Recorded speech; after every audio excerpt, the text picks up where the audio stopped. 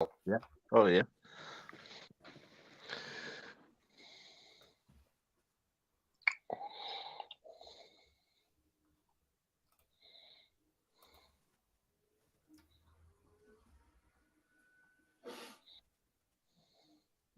It's a bit slow sometimes starting up on the other platforms when I start it up. So I'm just waiting for it to come on YouTube.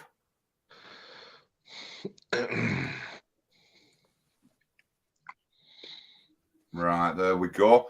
Good evening, everybody. Thank you for tuning in to this week's Tuesday edition of NHPUK Party Talk. And we've got our very own Paul Rimmer and our Callum Leet on as well. So all members. But yeah, and so I asked Paul what he wanted to talk about. And as you see, he said that the Third World War. So I've got a picture up to represent that in the background. But Paul, why the Third World War? What's going on?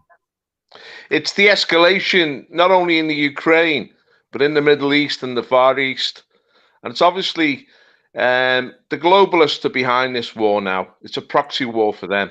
We'll have to go into some details about what's actually happening on the ground in the Ukraine. But we saw the war spread to Iran.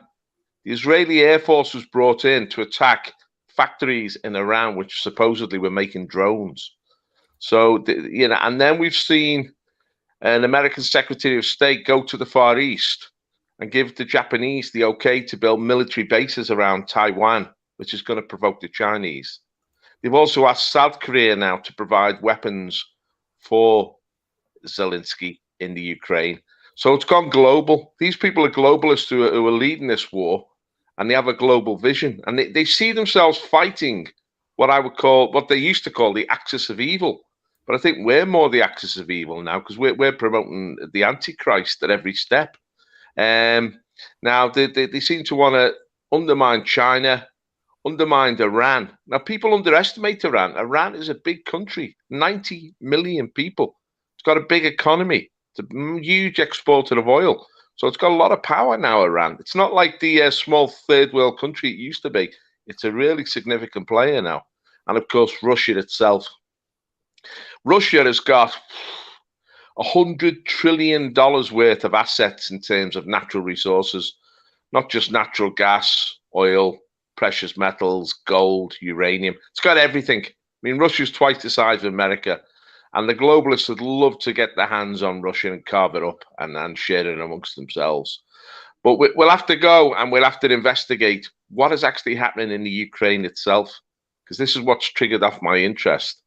I've seen that the Ukraine now is struggling to raise the soldiers they need to continue this war. They've been essentially sending out press gangs into Ukrainian towns and cities and just grabbing people off the streets. And there's been videos of this posted on their Twitter. Now, first he tried to rubbish this and say they were actually Russians who were engaged in this, but it wasn't. It was obviously Ukrainian sort of military grabbing people to serve in their forces. Now, the people who were grabbing were not kids. They were mature men, maybe over 50. I mean, they're grabbing anybody. Now, I saw last week a detachment of Ukrainians were brought over to Britain to train to man these tanks that are supposedly going to arrive from America and from Britain and from Germany, the Leopard tanks. Now, these men getting off the planes, they weren't kids. They weren't soldiers like squaddies in the teens or 20s. Again, they were mature men. And that says to me, there's a shortage of men in the Ukraine. Now, since the start of the conflict, 3 million Ukrainians have crossed into Russia. 5 million have crossed into Western Europe. Most of them, they're not fleeing the conflict. They're not fleeing the war. They're fleeing call up. They don't want to be called up into the Ukrainian forces. They don't want to fight Russia. They realize this is a futile war, fought as a proxy war for the globalists against the Russians. What needs to happen is for a compromise. I mean, Russia has taken control of certain areas of Ukraine, Luhansk, Donetsk, Crimea. And the people in these areas have voted to accept this. by huge majorities. There's no resistance to Russia in these areas. There's no guerrilla war against Russia. These people are actually fighting with the Russians against Zelensky. Because you've got to go back. I'm sorry to be a bit long-winded there, John, but you've got to go back to 2014 to what was known as the Orange Revolution, when the legitimate government of Ukraine was overthrown by a coup which was orchestrated by Norm Eisen, an American operative, an American Jewish guy from Harvard who went to college with Obama, and who also orchestrated the steal which denied Trump his victory in 2020. He brought down the legitimate government in the Ukraine and imposed this Zelensky government on the Ukrainian people. It's a false government. It's not genuine, and it hasn't got the wide support of the Ukrainian people.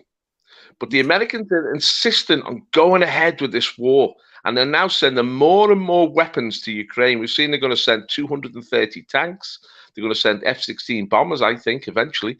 I mean, they can't face the fact that Zelensky is actually being beaten on the battlefield. He hasn't got the troops, and he cannot win this war. But the penny is dropped for the Ukrainian people. They realize this whole war is futile. So what the globalists are doing now, they're trying to globalize the war because they need Israel involved. They need South Korea and Japan involved. They need, I mean, the German foreign minister said, we are at war with Russia.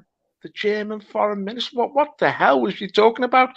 We're seeing Britain, this country, pour billions into this war. For what reason? It's got nothing to do with us.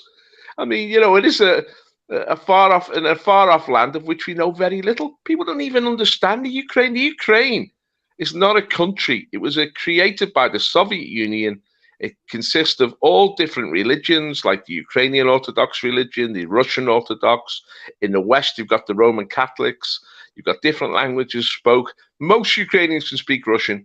Most Ukrainians are happy to be part of Russia. Now, we've been sold a lie here. This is what really disturbs me. Everything we're told about the Ukrainian war is the same as COVID. It's the same as global warming. It is an absolute fiction. We're being fed a fiction.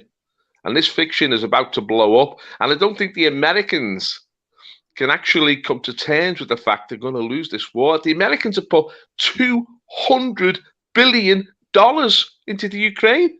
They're basically financing the whole Ukrainian government, the whole Ukrainian military, the whole Ukrainian economy, and it's money down the drain because when Russia wins, they'll lose everything. So you realize how desperate they are to turn the situation around. That's why I talk about the Third World War.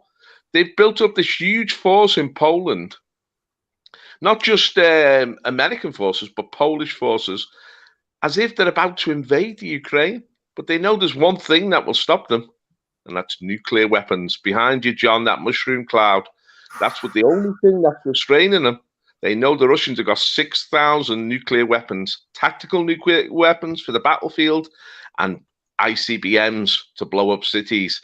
So do we want to risk a nuclear war to protect Zelensky? He's a clown and he's as corrupt. The whole regime in the Ukraine is a bunch of corrupt gangsters. And we're back in here. It just, I mean, the thing is, we're sending them stuff and they're selling it on in the international market. It's an absolute joke, John. So there's a little opening monologue. Can I just get in? You said you've got to go back to 2014. So, I mean, the media don't say nothing that there was an estimated 30 to 50,000 deaths before, just coming up to that point where they usurped the dictator, and the mainstream media are deathly silent on anything before that, you know, and they just start now like it's all happening just now. But we know that it's like you said, the West have planned this. It must have done for some years back to do all this and to get in. And I agree with you. I do agree with you. And what's your position, Callum? Yeah, I think Britain shouldn't really be getting involved with this Ukrainian war, because what we really see happening across other countries in Europe is obviously the flood of migration happening in places like Poland, which is just next door to Ukraine. And with that as well, we actually have found numerous cases in Europe now where there are multiple fake Ukrainian refugees. And what I mean by that is people that aren't actually from Ukraine saying they are Ukrainian just so that they can become EU citizens. Now, there have been genuine Ukrainian women, for instance, because it's mostly the women that flee Ukraine whilst the men stay. The gender pay gap theory flies straight out the window as soon as that happens. But the Ukrainian women actually have have stated that they would rather go back to Ukraine than stay in places like Birmingham, because what do we see in the UK, right? Multiculturalism, diversity, as the left wingers want to push for that goal to the extreme. But the Ukrainian refugees are like, where are the British people? There's no British people anywhere. So they would rather go back to Ukraine than stay in the United Kingdom. What does that really say about our own country? And with what Paul Rimmer said, he said, the corruption around Zelensky. I don't know if you looked into this, but I read a story that Zelensky's wife was caught in Paris, one of the richest places, spending 40,000 euros on luxury designer items, this, that, and the other. Where does she get this money from? Well, I'm most, suspecting that she probably got them from the money that Britain, like people like Boris Johnson, has sent over to Ukraine. The president of the United States sending trillions over to Ukraine, such as Biden. And it's all really a slush fund. It's all to promote an agenda which the British public are not being told about. And it's nothing to do with Russia. It's all to do with the, diversity, this globalist agenda. So. Yeah, I mean, the thing is, the American arms manufacturers are huge companies. And a lot of the American politicians rely on these people for donations. They're basically the puppets of these big, the military industrial complexes it was once called. And of course, in the early years of the 2000s, they had their wars in Afghanistan and Iraq, and this produced billions of pounds of profits for these military companies, these arms companies. Now, they're in favor of a prolonged war in the Ukraine and a global conflict, because it just means endless orders for them. It just means endless books. Now, when this first conflict first blew up, this phase of it anyway, in March 2020, Zelensky was willing to compromise with the Russians because he acknowledged that the places like Luhansk and Donetsk and Crimea are Russian-speaking areas who don't want to be ruled by him. So he was prepared to compromise with Putin, and they come to a peace agreement. It was the Americans that scuttled that. They said no. And now they're saying that the Russians must be removed, not only from the Donetsk, the Donbass, but also from Crimea and Luhansk, which aren't traditionally part of the Ukraine anyway. So the Americans are actually saying, we want this war to go on and on. But the fact is, on the front line, the Ukrainians are buckling. They're losing between 400 and 500 men every day. That's dead, wounded, or surrendering to the Russians. As I said before, 3 million Ukrainians have crossed into Russia to avoid this conflict.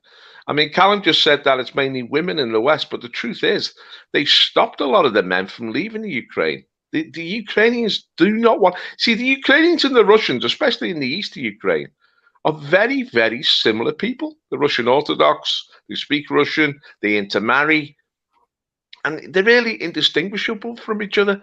There's no real sort of hard nationalism in the east of Ukraine. The west of the Ukraine is different. Galicia, that's where the Roman Catholic, they used to be part of the Austrian Empire.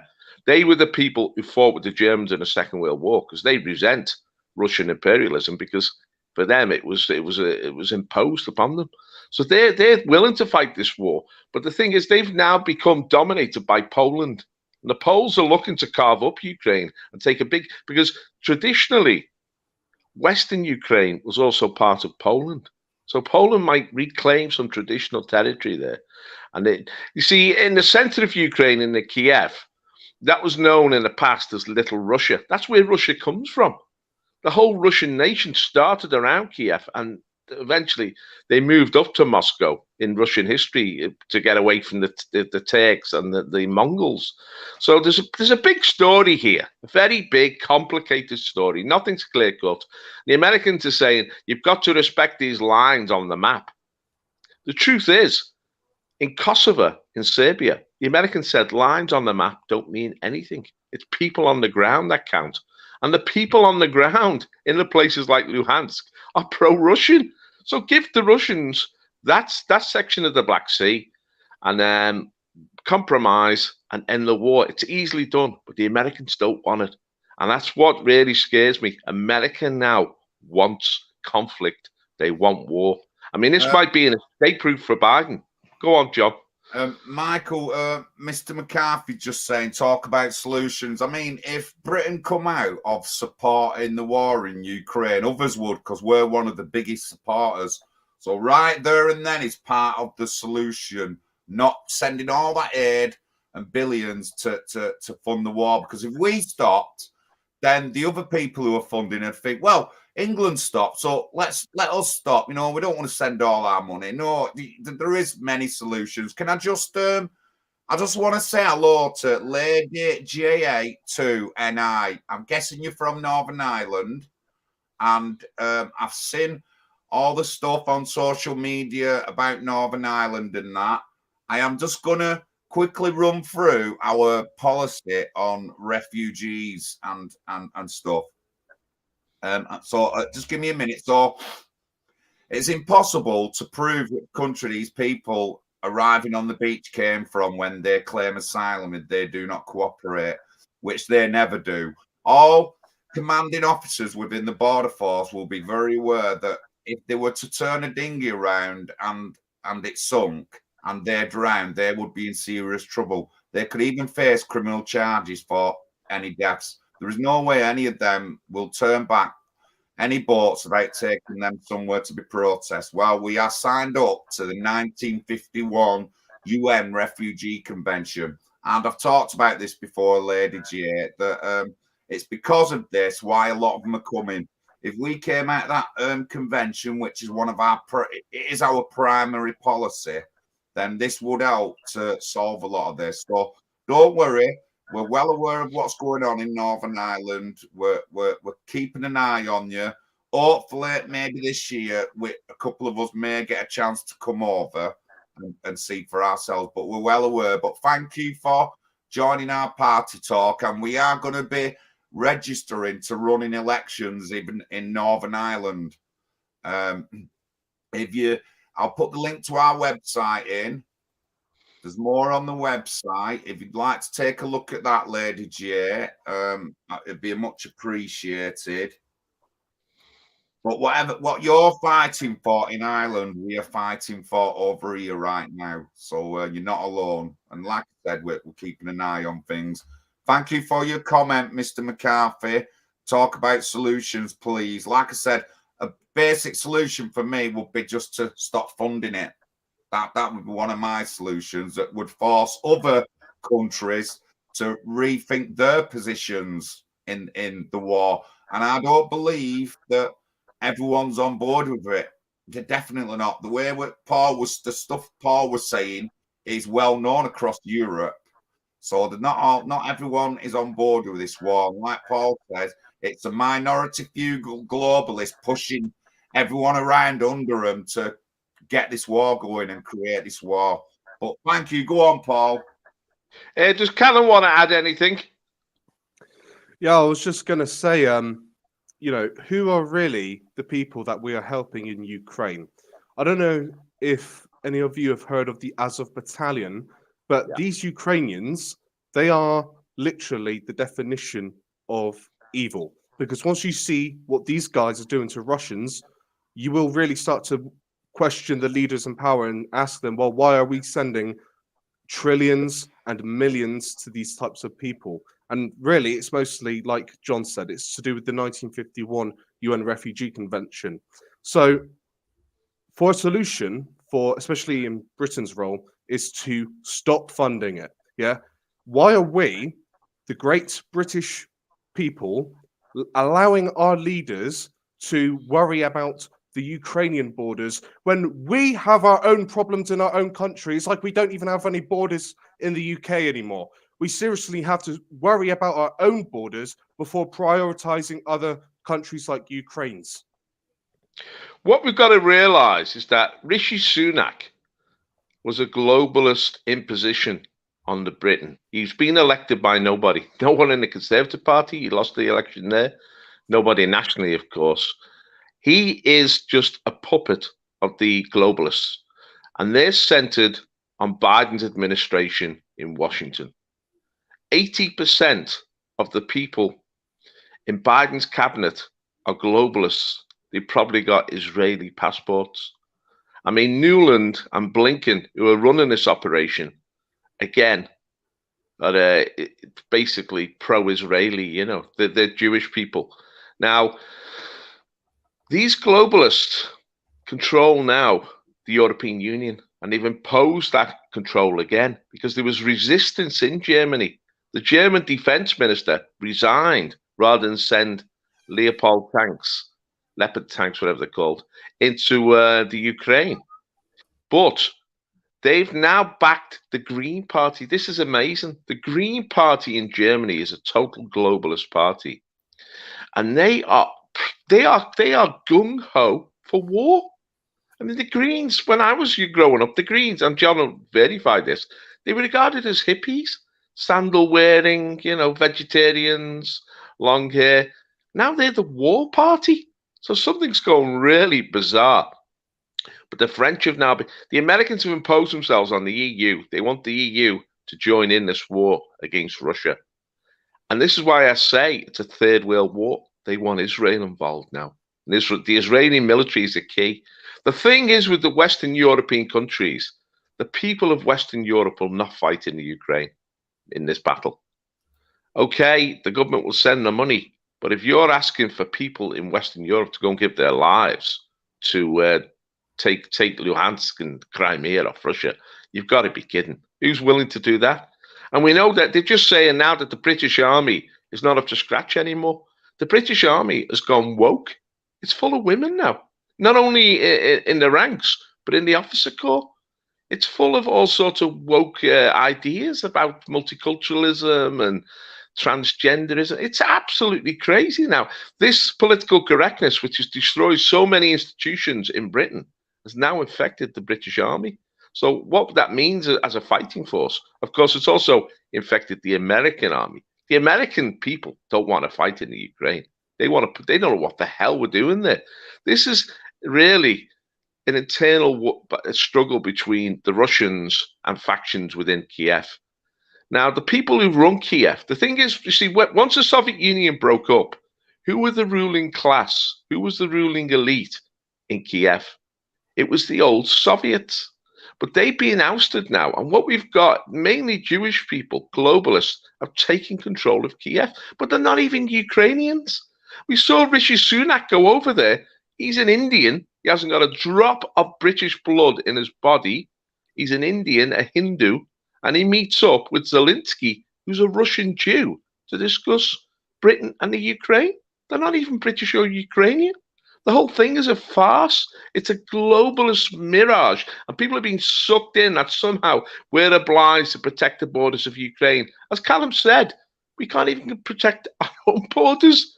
These borders in Ukraine are just lines on a map. They mean nothing. The border in the east has never, ever been imposed. It's not a hard border. Ukraine and Russia was one country for centuries. So it's all a nonsense. And we're being sold propaganda. And what they do, the only way they sustain this propaganda is by denying truthful voices a platform. But we've got Twitter now.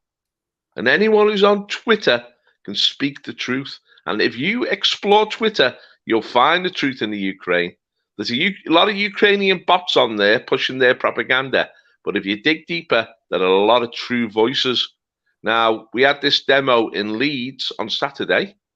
And we've got that now. It's on Twitter. We saw what the incident where Antifa attacked them. It's on Twitter. And the great John Lawrence was there with his camera on Twitter. So we have this vehicle for truth now, and they can't lie to us anymore. What do you think, John? Yeah, they can't. They can't. They can't. I just want to mention in the chat, brilliant Bobby Crush. If you email patrick.mcginnis@nationalhousingparty.uk, and we do our Bible study on a Wednesday, and you're quite welcome to come along to it. Again, I'm not a practicing Christian, but I have enjoyed the Bible studies we've had, and I've enjoyed the other week a story of how someone's turned themselves around, which is amazing. But Bobby, just email patrick.mcginnis@nationalhousingparty.uk, and we can sort something out there. Thank you very much. Sorry, yeah, honestly, Paul, this is I'm just saying to normal people who are going along with everything to do with Ukraine, all you have to do is a little bit of research to find everything that Paul's saying, all the stuff we're saying. And when you question people, ask them, what about the 30 to 50,000 deaths before 2014, which the mainstream media don't talk about? And if you're still okay with going on for war, then you might as well go and join up and go and fight in the army and go to Ukraine. But it's a wrong war. It's a wrong war. Honestly, it's a wrong war, a corrupt war, and everybody's body is being used. All the countries around in Europe are being used to put pressure on Russia, and he's going to do something daft. So, Callum, you're a young man. What do young people think of this war? Would they be prepared to fight in the Ukraine? Absolutely not. Most of the people in my generation have bought onto the woke bandwagon on becoming non-binary, trans, all this nonsense. Well, I segregate myself from the crowd of sheep.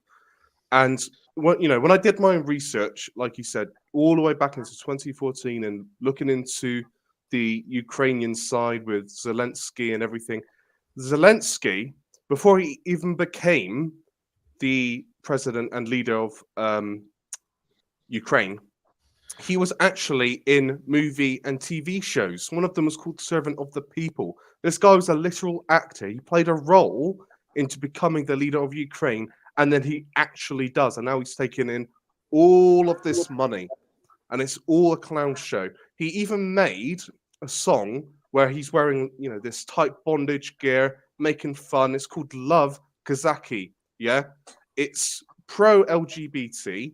So you can probably gather from the likes and means what that is, right? These people are laughing at us. They're all laughing at us. And when you're talking about other places like the EU, well, Ursula von der Leyen was continuing to pay Russia billions after she said that Germany should stop cooperating with Russian stocks. And it's like, what does then that say about the EU Commission when they do not have the grips of demanding, Russia to stop while funding Ukrainian militaries like Azov Battalion to keep murdering, innocent people at war? And again, it's all mostly men that have to stay and fight. And so when I view this war, really, I just think of it as a bloodbath because the West are paying for it, but the real result is innocent Slavic men losing their lives. And then we, as in countries like the UK, then have to deal with it because then those single mothers will be stuck in the UK and most likely, claim citizenship. And then that's our problem now. So, yeah. Well, it is a meat grinder, they call it. Now, the reason Russia are so intent on pursuing this war is they don't want NATO to take over the Ukraine, because that would mean that NATO is within minutes of Moscow in terms of launching missiles, and Russia would be very vulnerable then to a NATO attack. And NATO has attacked Belgrade, didn't it, during the whole Serbian crisis? I think if Russia didn't have nuclear weapons, they'd be in there now. And Angela Merkel, the former German chancellor, admitted that during the Minsk agreement, when they said that Ukraine would not be accepted into NATO, they were bluffing. They were lying. They were just buying time. So the whole thing is a charade. And as for Zelensky being a performer, his whole political career is just a performance. There's no substance to it. Now, you described him on TV playing the piano there. He used to play the piano with his penis after snorting a line of cocaine off the piano. He's a crank. He's a degenerate. Now, the thing is with Zelensky, he was being interviewed last week. And my job, I'm trained to look for these mannerisms. He was high as a kite on cocaine. His eyes were rolling round his head. His mannerisms were all over the place. He looked panicky. He was obviously high as a kite. The guy's shot. He knows that he cannot win this war. He knows. You see, the Ukrainian people, they just want this to end now. And this is the truth. They want to compromise the deal. It's the Biden administration, the Newlands and the Blinkens that are pushing this war and trying to expand this war. They will not accept defeat in Ukraine. But what happens? I mean, Mike McCarthy's asked, how do we end this?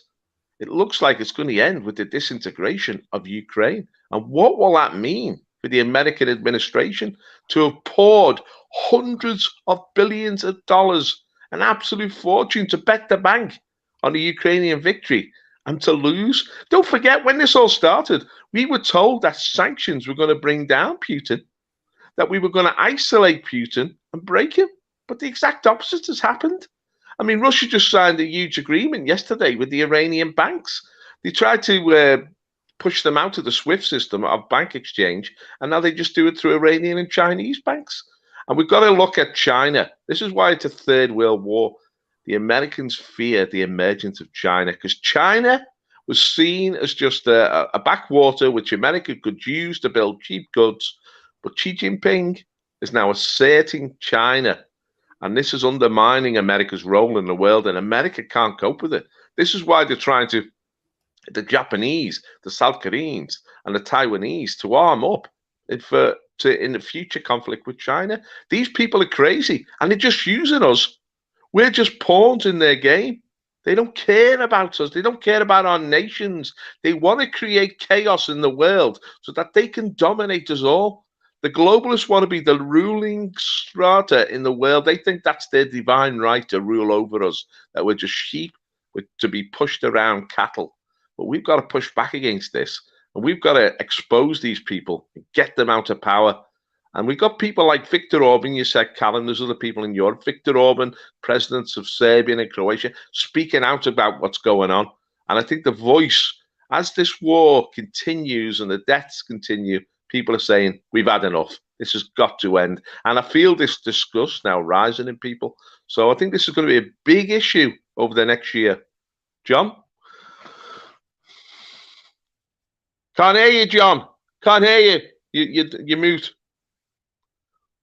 Sorry, I'm trying to email Michael McCarthy. He said he wanted to come on. So he must have something to say, but I'm trying to email him. But yeah, that'd be good. That'd be good. Callum, anything else to add there? You mentioned about the Ukrainian people just wanting it to end, and it's true, right? Because when you're looking at demographics of what is now Ukraine, places like Crimea, majority of them identify as Russian. And even they're saying, look, there's no point in fighting anymore because at the end of the day, it just leads to greedy politicians wanting to make more money with the oil businesses going on. And yeah, it should really end. Any joy there, John, with the Mike coming on? Be interesting to have his contribution. Yeah, definitely. I'm just he'll have the link any second now. So over the next year, of course, I think it's this week, maybe Thursday or Friday, we're going to have the decision on interest rates. Interest rates are going to go up another 0.5 point. That's going to put more pressure on the housing market. We could face next year or even this year a collapse in house prices. Things are looking pretty steep in Britain. I mean, we've still got the cost of living crisis. We've still got, wages are not keeping up with inflation. We've got roaring inflation. I feel that it's going to be a make or break year, this 2023, and we need new voices. And this is what the National Housing Party UK is all about. It's a new voice. It's a fresh voice.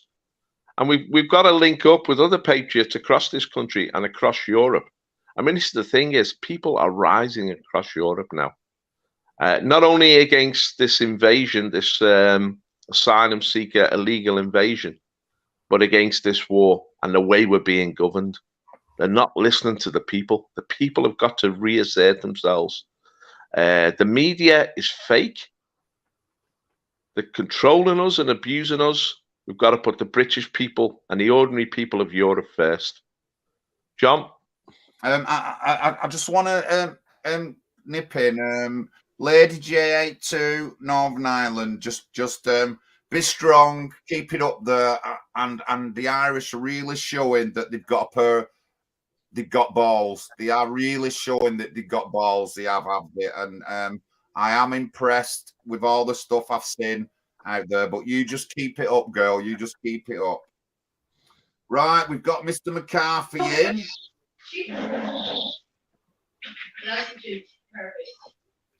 Michael. All right. Hello. Can you hear me? We can hear you loud and clear. Oh, fantastic. Okay. Yes. So here we go. And what a great time. What an exciting time. And that the madness that has come upon us. But of course, we've been our whole lives. I mean, maybe go back to the foot of the cross. We've been kind of socially engineered into all of this. And yeah, Satan is a formidable enemy that we have to negotiate our way around, and not losing sight of the prize, which is our eternal soul and where it ends up. But I think a lot of these things are just distractions, because of course at the heart of it is the international banking cabal, who are the architects of all of this stuff, and the sort of the global institutions that they create, the UN and the WHO and the WEF. I mean, it's very, very dark. And because my whole life I guess I started studying it from the age of 9, really. But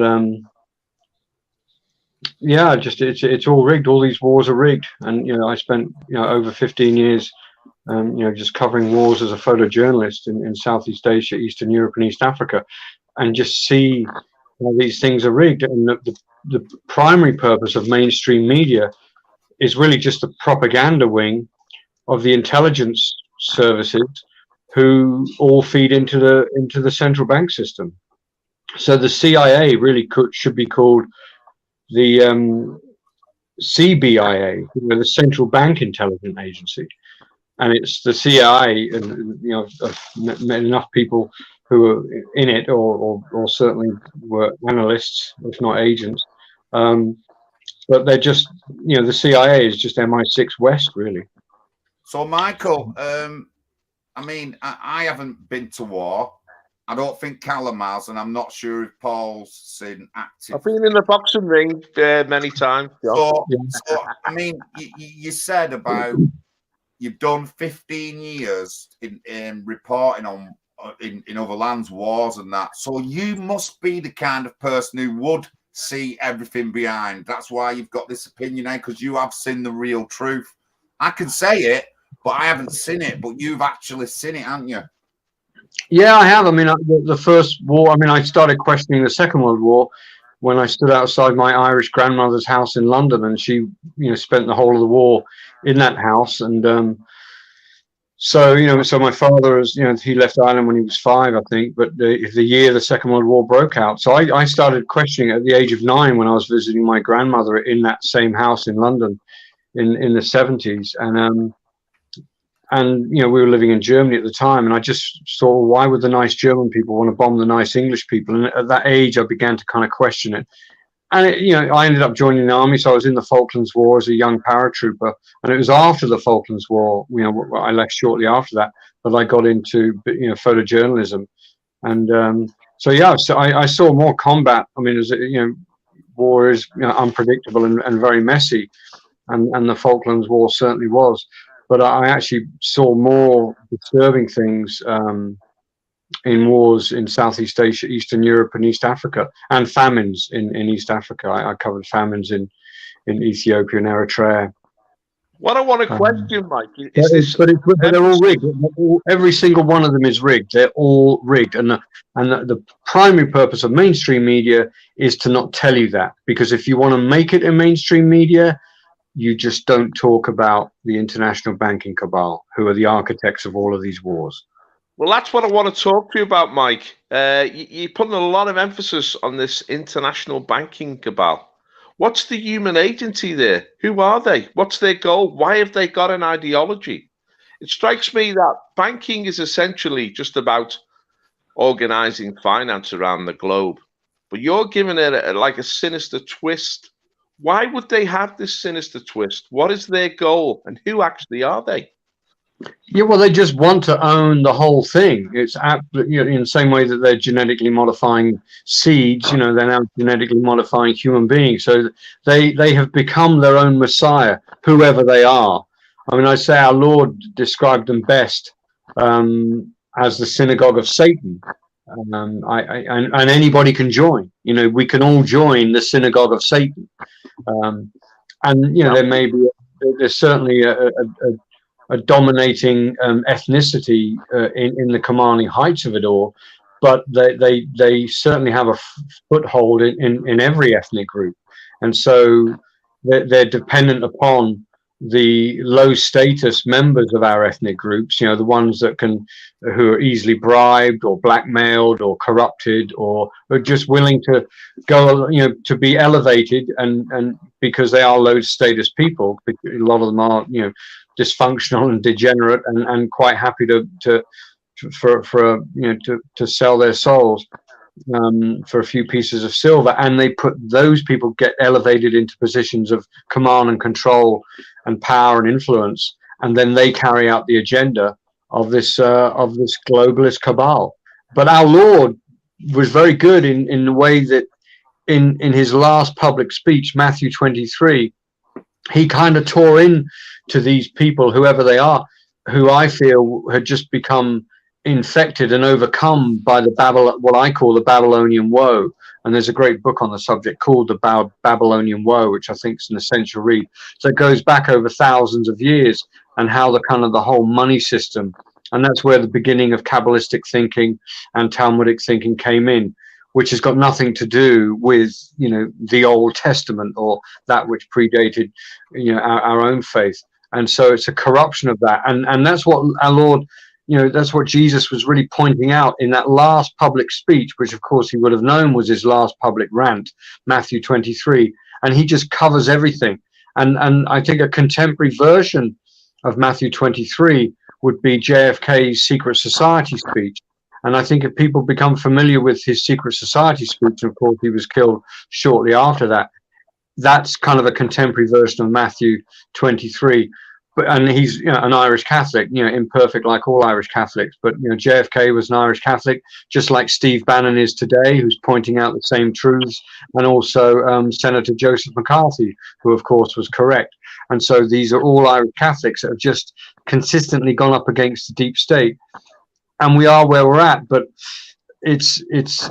but all the so-called controlled opposition, or the fake right, or they don't want to talk about the international banking cabal and point the finger, which of course, the purpose of our faith, of course, is to be, to be surrendered to our Father's will, but also as men, as Christian men, we are given the example by our Lord to critique power, which is the primary purpose of media, what I believe is to critique power. So the purpose of the church, our churches should critique power, but they don't. All churches have been infiltrated.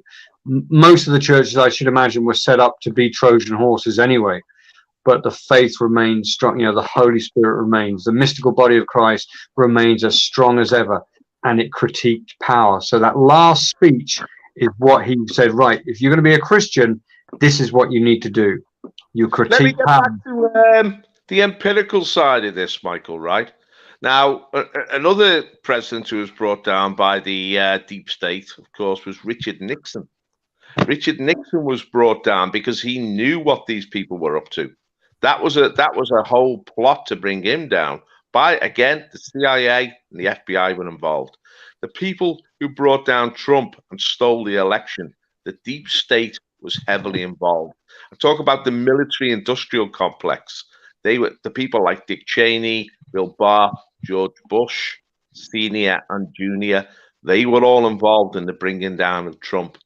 But you see, this cabal is not really organized around banking. It's organized around the Democrat Party in America, and they control the Democrat Party, and therefore they control the White House, and they control the deep state. It's organized around Masonic institutions. Now, the Freemasons split at the end of the 19th century. There was the Jewish Freemasons, which become Brim Berith, the Sons of the Circumcision. And then there was the European Freemasons, which have sort of been withered on the vine a bit. They've lost a lot of their power. But, of course, there's all other sort of institutions. This has got an institutional power. You know, the ADL, there's all sorts of the Jewish American Committee. And there's another one, the American Israeli Political Action Committee. They control politics in America. They finance the winning candidates in most elections and get them beholden to them. These people are organized. They have financial money behind them. Yeah, financial clout is very important, but it's not only located in banking. We see the likes of like Zuckerberg and Sergey Brin, who own Google. They use their financial clout massively to influence the 2020 election, what they call fortify it. They actually corrupted the whole process. The 2020 election, which was stolen from Trump, was actually the crime of the century. That was organized by the cabal. Now, how do we overcome this? Because not only does it control the American government now, it controls the British government, both parties. It's a uni-party. It's the Lib Lab conflict. They control all the party. Now we've seen Olaf Scholz and the Green Party, supposed to be radicals in Germany. They've fallen in line now completely over Ukraine. They ultimately have to bow to the American administration. Macron, of course, is on board. Now the people who aren't on board, Putin, Xi Jinping, Modi in India, the Iranians, these are the targets for these people because they want complete control. They're megalomaniacs. They want money and they want power. And the more money and the more power they have, the more they want. There's no stopping them. It's insatiable. And this is why they've embroiled us in war after war. And we were sold this war against Islam, you know, after 9/11. We don't know what 9/11 was about, but we know this. Benjamin Netanyahu said it's in our favor, 9/11. It gives us the opportunity to wage war against Islam. Now, why we've been sort of conned into these wars. We've been tricked to believe that somehow we're fighting for something. But now all we know, and as Callum said earlier, we're fighting for this woke agenda, which is our self-destruction. They're leading us on a path of self-destruction. And this is why we need to turn it round completely. This is why we need a party like the National Housing Party of the UK, which has an inner Christian voice, a sense of values, true traditional values. And this is what we all need. This is what the European peoples. We've got to get back to our roots. We've got to find our heart again. And this is the battle that's going on. It's a cultural battle. It's a political battle. And ultimately now it's on the battlefield. It's a military battle. And, I hope that Zelensky falls and that there can be a compromise in the Ukraine. I think that's our best solution. But they won't allow that to happen.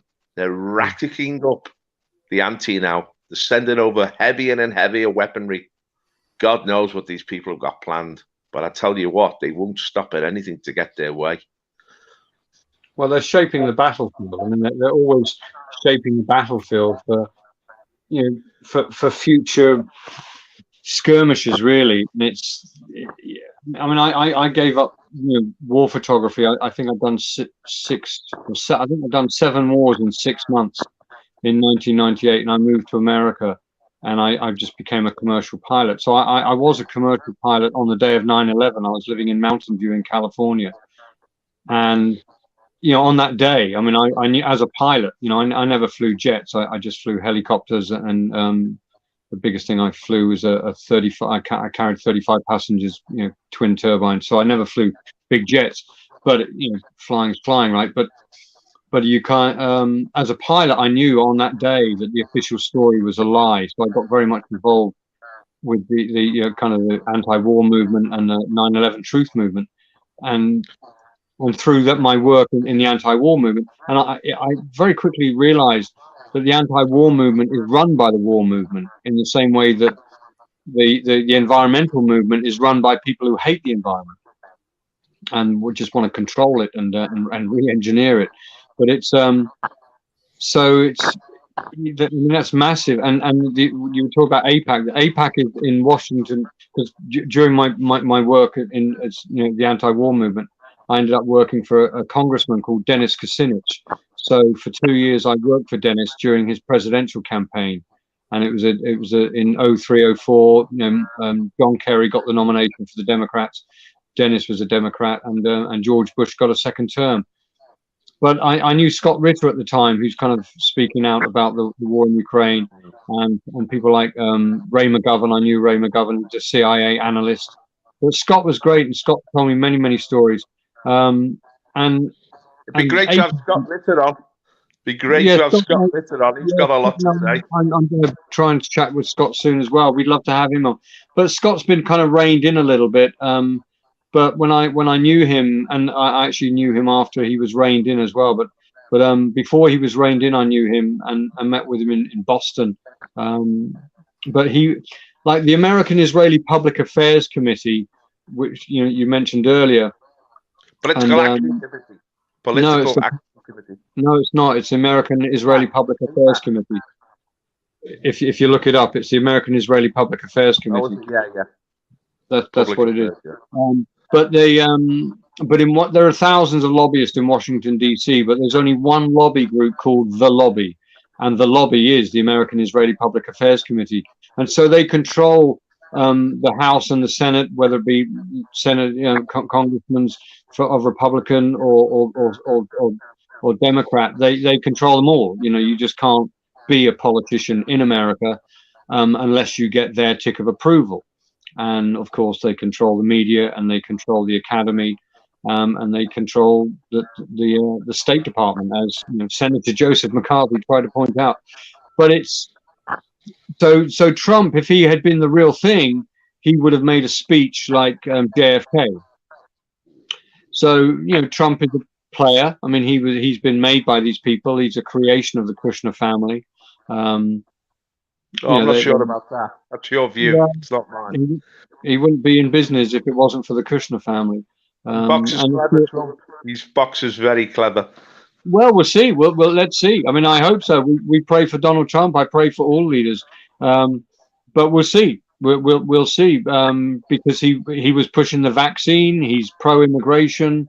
He could have built the wall. He didn't need this. He could have easily made an executive order. I don't agree with this, Mikey. I don't think Trump was pro-immigration at all. I mean, he tried to control immigration and reduce it to minimal levels, but Trump had to face reality. He had to do things.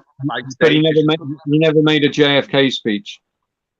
No, but he made some great speeches, and he really exposed the United Nations when he went there. Trump was having a huge impact. I mean, they mobilized to bring him down. They mobilized. And Steve Bannon, great. That shows the impact he was having. Trump was. I mean, I think the Trump movement is more important than Trump himself. So people are getting into the Trump movement and trying to get him to start speaking about what's really going on in the city of London. But of course, you can only imagine the dirt. Trump was great pals with Roy Cohen in the 1980s and 1970s. And Roy Cohen was a disgusting degenerate, really, although he was a brilliant lawyer. but he was definitely a mentor of Donald Trump. So you can only imagine. I'm actually a big supporter of Trump. I thought what Trump achieved was absolutely incredible. And I think he's the only politician of the last 2 decades who have actually really troubled the ruling elite, the globalists. He really troubled and disturbed them. And if he'd have won re-election, he would have advanced our cause massively. Callum, what do you think about this? Yeah, I think there was a lot of deception when it came to Trump running in the election against Biden.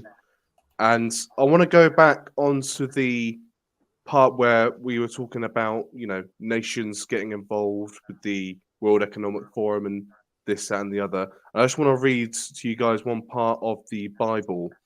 It's in Matthew 24, I believe. Matthew 24, verses 6 and 7, okay? And it says this, "And you will hear of wars and rumors of wars. See that you are not alarmed, for this must take place, but the end is not yet. For nation will rise against nation, and kingdom against kingdom, and there will be famines and earthquakes in various places, and these are but the ending of the birth pains." So what I see that verse as is a comparison with Britain not getting involved with Ukraine, because if we do keep sending them money, if we keep allowing other nations to fight against one another, well, guess what? We're going to end up losing money, because controlling the money for war leads then to a poorer currency, higher inflation, more people in our own borders, and more poorer people in our own country, which we already have. The GBP isn't at a good rate at the moment, and at the moment, we should really be focusing on ourselves. So that's all I have to say. The thing is, Callum, we have a huge debt in this country. £2 trillion, two trillion pounds in debt. America has a debt of $30 trillion. Now, America now is paying almost $1 trillion a year in interest on their debt. We are paying something like 200 to 300 billion. These are incredible figures, and they're going to cripple our economies in the future. Now, what it means is we're totally beholden to this international banking cabal, and they're using these wars as a way to kick the can down the road, because one of the reasons they want to take control of Russia. I mean, Boris Johnson said this right at the start. He said, we're going to overthrow. I mean, Biden said as well, our goal is to overthrow the Putin regime and ultimately to break up Russia, because Russia has got huge natural resources. It's twice the size of America, and it's got such a vast wealth of resources worth $100 trillion. And the international cabal want to get their hands on this. This is one of their primary reasons. But wait, they thought this war would break Russia economically, socially, militarily, but it hasn't. This is what's really disturbing them, that their opponents are able to outmaneuver them. And John, how do you think it's all going to end up in the end, John? I want to have faith that we're going to sort things out. That's what I want, and I would rather have no war. I'm just sick of it. And if we haven't learned anything, normal human beings, is that like war doesn't solve anything. Not in the past 30, 40 years has any war solved anything. It's just caused more. You're right. We have to look at them big bankers and the cabal of bankers or whatever who are in charge, and our independence is part of that. Once we can become independent from the rest of the world, then we can govern our own things. I just want to go through the chat a minute. I've ignored the chat. Thank you, everyone, for coming in. I've seen some really good comments off George Benson, the Lodger. Good evening, Craig, which is Crags1, Crags2. Came to our meet the other week in the Wirral, and I think he was impressed. So thank you very much, mate, for calling in again. Matthew, good to see you, mate. White Knight, Peter Smith's in there as usual. Thank you very much, guys. But yeah, I have seen some pretty good comments tonight. Very quite interactive. So, and I like that. But thank you very much. Yeah, go on, carry on. Let's give Mike the final word, our special guest tonight. Mike, how do you see the next year unfolding? Well, I think it's, what's Greek philosophy and our Christian faith are really, I guess, the foundation of our civilization, and all Greek philosophy is this perpetual debate about what is good, what is true, and what is real. And so what's being shaped, and I see it as a defense mechanism of the oligarchy, of the cabal, of the international banking cabal, is the creation of a multicultural, multiracial, multi-religious, and multi-degeneracy society. Is really just a defense mechanism, because of course it's non-cohesive, and it's just battling with itself, and it can't really go up against the architects of its dysfunction and its lack of cohesiveness. And so once we get that, it's like, well, what does work? So what is a nation? And the UN, which was a creation of this cabal, its job is and there's only 200 nations in the UN, and the UN, it was created to manage the chaos created by the cabal. And so I think Washington posted something recently, but geneticists and linguists can help us with this. But there's about 650 main ethnic groups of the world that can be subdivided into other subgroups. But there's about 650 main ethnic groups of the world. Like the Kurds, there are about 40 million Kurds, but they don't have a nation. So obviously we need more nations. But I think the nations, for me, nationalism means that you love all nations of the world, but you love your nation the most. And to me, that's real nationalism. And to me, nationalism is the key to world peace, when you see it in that light. And we know that all wars of aggression, are manufactured. But until we demand that the commanding heights of all governments are a representation of the finest of the people of those nations, we're always going to end up in this mess. So we have to get the wise and virtuous into the commanding heights, but then we have to define what is a nation, and a nation is a genetic cluster, and there are about 650 of these genetic clusters in the world. I mean, Nigeria is at least 4 countries, but all the countries of Africa have been created to be, they can't work because of the internal conflict. But all you have to do is ensure that the commanding heights of those governments are just a representation of the criminal class. And so that's what you have around the world. So it's getting the wise and virtuous, like your party, like the National Housing Party, must demand a debate of what is a nation, and that the wise and virtuous of that nation must occupy its commanding heights. And we England, have a year to see how that will work out, Mike. The next year is going to be really intriguing. But John, we've finished now, I think, haven't we? Yeah. Thank you very much, ladies and gentlemen in the chat. Thank you very much, and thank you, Michael, very much. As usual, Paul and Callum, they're the stalwarts, and yes, National Housing Party all the way. I've had a really good day today. As in, I've been supporting 3 Oldham residents who've got issues with the council. One of them is an assault. Another one is a cemetery. We did some video on a couple of weeks ago, and the other woman is a whistleblower, and she's struggling. So we went to the council. They sat down with us. We talked. Actions being dealt with. They're onto the cemetery issue, and it's been going on 3-4 years. But we finally got and I was very constructive in the council meeting today, not disruptive. And I really enjoyed it. And I've really enjoyed to help people, just local people with the issues here. No one listens to them. So that's Big John all the way. When you want a voice and you want someone to stand with you, I'm the man. Keep it up, John. You're doing a great work. I'll see you tomorrow for the Bible study. Take care. All right, thank you. Thank you. Bye, Mike. Take care, God bless you all, gentlemen.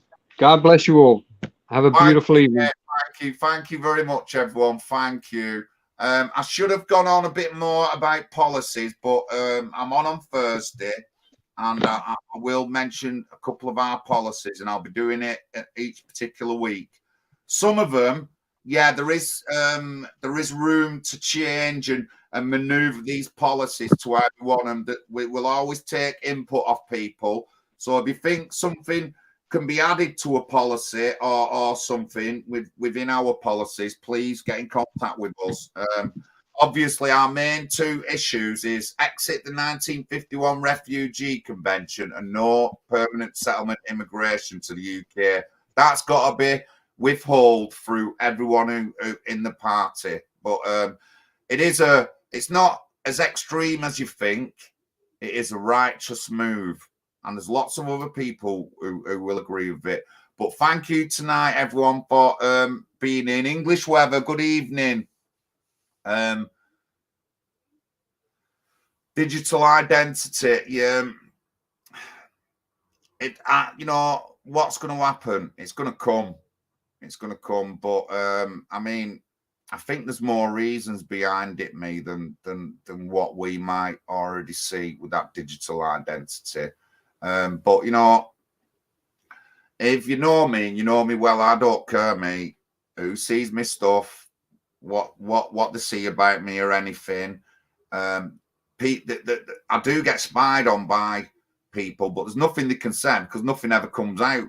So I must be doing things right. But thank you very much. We'll discuss something like that at another time, but it will be worth discussing. But English weather, if you've got any maybe information you want to send to us, email us, and we'll have a look at it. But it will be something that I'm sure will get brought up in a discussion or something with other people. That digital identity will be brought up. I'm not dismissing it, even though I'm not really bothered about it. But I'm not dismissing it because a lot of people are bothered about it. It's not all about what I think, it's what about other people think. So if the majority have issues with digital ID, then I've got an issue with it.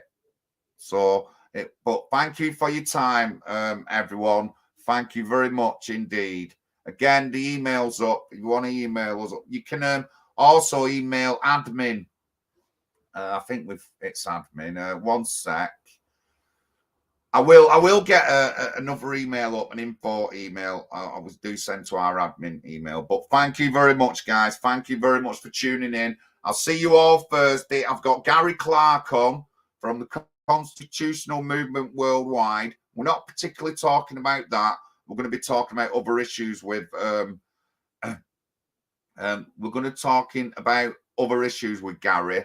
One of them is we're going to be discussing the Black Country, because his name is Black Country Patriot. So I want to talk about the Black Country flag and what the Black Country flag represents, which is a big part of British history. And if you've already watched, I have done a couple of little TikTok videos on the Black Country flag and what it represents to me.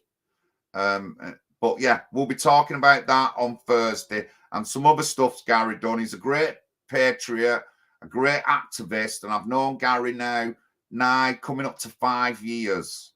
And I consider him a friend. So Gary's on Thursday at 7 p.m. But thank you very much, everyone. Thank you very much. Good evening. Thank you. And God bless.